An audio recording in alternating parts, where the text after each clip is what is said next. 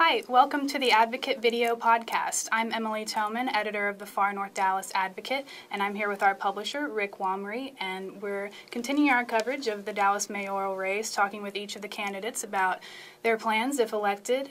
Today we're here with former Chief of Police David Kunkle, who's running against District 12 Councilman Ron Natinsky, and former Park Board President Mike Rawlings. Mr. Kunkle, thanks for being with us. No, I'm honored to be here. Thank you. Thank you.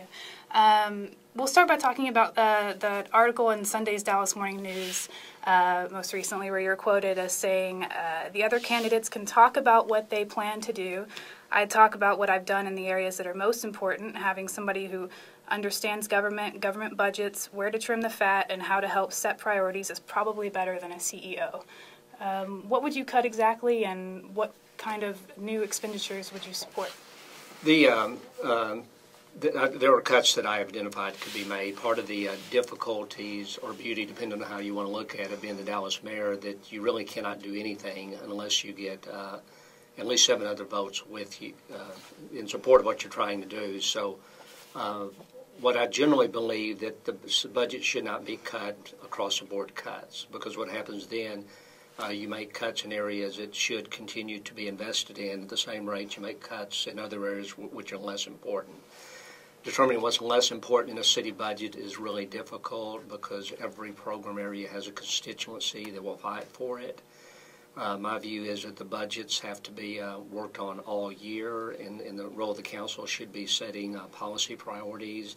The staff should be giving alternatives to the council, and with all being driven to a point that, based on projected revenues, that the city's budget stays within budget. I think that the last 10 years should have been Dallas's time because of growth in North Texas, and to a large degree it was not. But this next 10 years, we just can't miss our opportunities to grow and prosper, not just in the North Texas region, but in the city of Dallas. So as far as specific budget cuts, I know cuts that could be made in the police department and efficiencies created, and sometimes you can't do that because there is a history or somebody had done something 5 or 10 or 15 or 20 or 30 years ago when it was politically difficult, so you can't do things today. And I think coming in, there has to come in with no sacred cows and a very look at the budget both to make things more efficient, but also to find activity that the city should not be doing in compared to others. Anything specific you can tell us in terms of the cuts or the no sacred cow stuff? Yeah, I think the no sacred cows, you have to start with the police and fire departments, only because the typical reaction is we're not going to cut police officers, firefighters' positions. And like any big organization, the police budget's about $450 million. There are things that the department does that are less important than others. One of the frustrating things that all the chiefs have had that I know of is that you bring civilians into the department to do administrative jobs, and then when budget become tighter, people say we're not going to cut any officers, and so what happens is then you cut civilians and you got officers doing administrative work, which isn't the highest and best use of their time, and so there are things like that can be done. One of the things that on the police side that has frustrated me are the fact that DART, DISD, particularly have their own police departments with their own administrative cost associated with that, and a duplication of service, and I believe that you could save significantly money in DART and DISD, and the City of Dallas could get reimbursed for the services they provide in those areas, and could be done in a way to make all those public safety areas more effective than they are now. Now that kind of sounds like you're acting a little bit like a CEO because there's certainly some resource allocation deals, but you have to get DISD and DART in this case to buy into that. You do, yeah. You'd have to develop memorandums of understanding. I mean, they have specific. The reason those agencies were created because the Dallas Police Department didn't do a good enough job meeting their specific needs, but you can find a way to put exactly the amount of resources they're willing to pay for and think they need into each of the schools or along the trains or in the DART rail stops or doing enforcement in the HOV lanes. and then DART and DISD will get the direct service return based on what they invest. And we know you know the police department. Any cuts or any changes in other parts of the city? Yeah, one of the areas that I've heard people the most frustrated about as they're going about the city has to do with the building permits and building inspections and the fact that it takes 4 or 5 times longer in Dallas to get the same permit that it would take in the suburbs. And my understanding that's gotten worse, and this is an area where sometimes the city does things kind of at cross purposes, but with all these beer and wine permits that they've removed people who are very trained building inspectors to process those, but it's actually shut down the abilities of small business owners to get a permit or an inspection. It's interesting. Well, in talking about the way things have been running so far in the past few years, what are your thoughts on the way City Manager Mary Soom has been running things over at City Hall? No, I think Mary does a good job. You know, we have a unique form of government. If you read the city charter and see what the mayor actually can do, by charter there's very, very little. So the mayors have to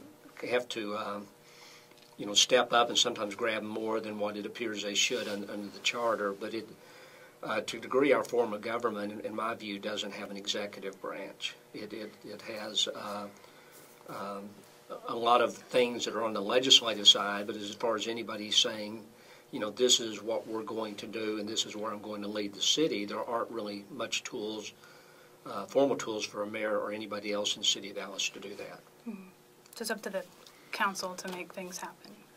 Well, you've got to get at least 8 people to agree with you and to do very much. Mm-hmm. And that's different than a lot of most big cities have strong mayor form of government, which the mayor serves in an executive role, and then but at the same time that happens, you still have to have the city council approve budgets and ordinances, and so there are controls put in place. Mm-hmm. Okay. Well, so far you've worked to set yourself apart from the other candidates as sort of against the CEO as mayor type of model that we've seen. But how would you tackle the business side of things if elected mayor and try to help bring these major companies to Dallas and that kind of thing? Yeah, I think the major companies are important. They help. They give us bragging rights and they are important because they frequently will bring high-dollar jobs, but they generally don't bring very many jobs. And if the employees and the executives don't live in the city of Dallas and don't spend money in the city of Dallas, then we probably don't get very much benefit from that. So I'm not diminishing the importance of the large corporation because they are important. Mm-hmm. But our economy is going to be driven on the backs of small business people, like your business here. Is creating jobs and economic generating money through the economy and doing and this multiplied, you know, tens of thousands of times is what really drives the Dallas economy. So, you know, Mayor Leppard and I guess to a certain extent Mr. Tatinsky were kind of proud of sort of the big operations or the big trips that they took maybe to China, or they were out soliciting business all over the world, and you seem to be taking a more local view. Am I reading that wrong? Or maybe a little bit. I mean, I think we need foreign investment to come in, and it needs to invest in our real estate. It needs to, we need to be good trade partners. I don't know how much those foreign trade missions have brought in based on the investment on how much they've actually brought in and been in the city. I've you know, my view, I believe in regionalism, and I think that's really important when it comes to water and generally with transportation. But I think we have to be careful at the end of the day that we don't advocate regionalism to the expense that the city of Dallas suffers while our suburbs prosper. And I know a lot of people have been talking and writing about it, but the census numbers which came in and showed our population adding 9,000 people while the rest of the North Texas area added 1.3 million.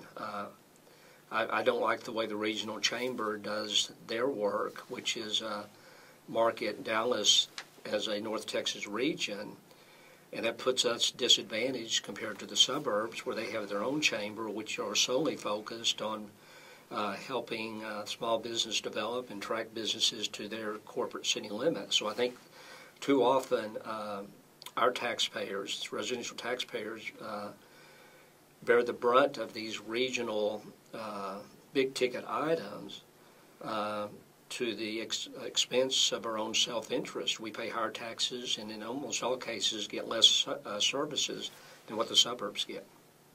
So I want to sound like a crackpot in any kind of way, but I think that essentially the deals which has been advocated is if you live in the city of Dallas, we're going to sell this big project, and if you spend a lot of your tax dollars on it, then there's going to be good things that happen within your neighborhoods. And for about 25 or 30 years that I've been watching, that doesn't seem to be the case. So what is it that we need to do to make our city and our neighborhoods more livable, make people actually want to live here and not just visit because there's a huge convention center hotel and that kind of thing? Yeah, I really do think it's about neighborhoods.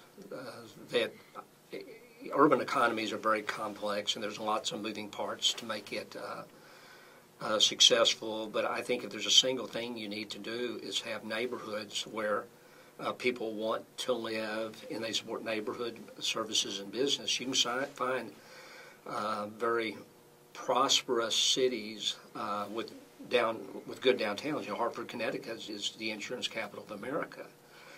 But Hartford, Connecticut's doing terrible because their neighborhoods have been allowed to decline, even though there's downtown business here. And that's really kind of been the story of downtown Dallas till recently, that people left downtown at 5 o'clock, nothing going on, and so anyway, I think that strong neighborhoods are the key to making this city prosper. I was at the event North Oak Cliff, their Mardi Gras celebration, and I think anybody who saw that saw how wonderful it is and can be to live in an urban part of the city, and the diversity and the energy and the small businesses which have come and occupied those old retail or old warehouses. It was really magical, and to me that's the vision of the city, is to make more neighborhoods function that way.